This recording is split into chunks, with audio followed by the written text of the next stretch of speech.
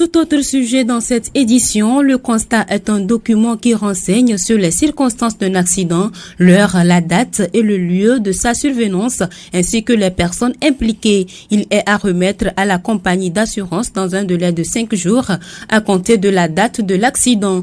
Quelle est l'importance d'un constat après un accident de circulation? Hilaire Douti, expert en investigation, en règlement de litige, en technique d'assurance et chef cabinet Sieka Expert Togo.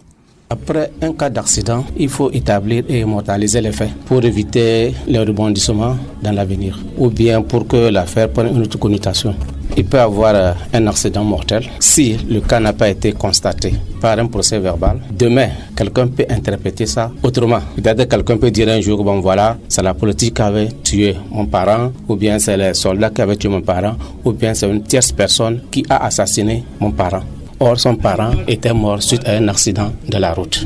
Donc, il faudrait matérialiser par un procès verbal qui sera soumis au parquet et bloquer les gens dans leurs mensonges. Tout le monde peut appeler pour un cas d'accident. Tout citoyen, les passagers, les passants, les autres usagers de la route, les sapeurs-pompiers, vous et moi. Maintenant, qui peut faire le constat? Le policier, le gendarme et les huissiers. Mais de nos jours, les assurances du Togo ont instauré un constat amiable. C'est entre les deux usagers. Vous pouvez appeler votre compagnie d'assurance pour dire que je suis impliqué dans un cas d'accident. Si les assureurs ont instauré le constat amiable, c'est pour faciliter le traitement rapide des dossiers. Puisque dans les commissariats, il y a beaucoup de dossiers, il y a beaucoup d'accidents que le commissariat gère ou bien la brigade de gendarmerie gère. Or, si c'est un cas ou bien c'est le seul cas que l'usager même appelle à la compagnie d'assurance demandant un constat amiable, la réparation est plus rapide. Au cas où les victimes ne sont pas assurées, ça tombe dans la compétence de la police parce que l'assureur ne peut pas immobiliser un engin non assuré puisque le défaut d'assurance est un délit. Quand la police ou la gendarmerie va constater et quand elle découvre que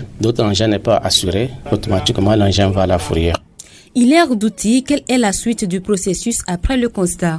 Ça dépend de quel cas il s'agit. Si c'est un accident avec des cas matériels, si le véhicule impliqué dans le cas d'accident est auteur de l'accident et qu'il a assuré, on envoie le rapport d'accident à la compagnie d'assurance. Au cas où il y a blessure involontaire, les blessures involontaires sont pénales. Donc ça fait l'objet d'une procédure communément les gens appellent PV. Ce document sera transmis à monsieur le procureur de la République pour qu'il puisse entamer les poursuites judiciaires. L'accident, qu'il soit grave ou pas, nécessite qu'on fasse un constat. Les gens se disent que c'est un cas léger, on préfère s'entendre et s'en aller. Demain, la personne qui était impliquée peut succomber. Ou bien aussi pour éviter aussi les arnaques de certains usagers, on l'a blessé. Demain, il va t'appeler te dire que depuis ce jour, je ne mange plus, je n'arrive pas à travailler, j'ai les maux de ventre, j'ai les maux de tête. Pour éviter un tel désagrément, il vaut mieux constater. Si on découvre que les blessures dont le monsieur parle ne proviennent pas d'un cas d'accident, le dossier est forclos.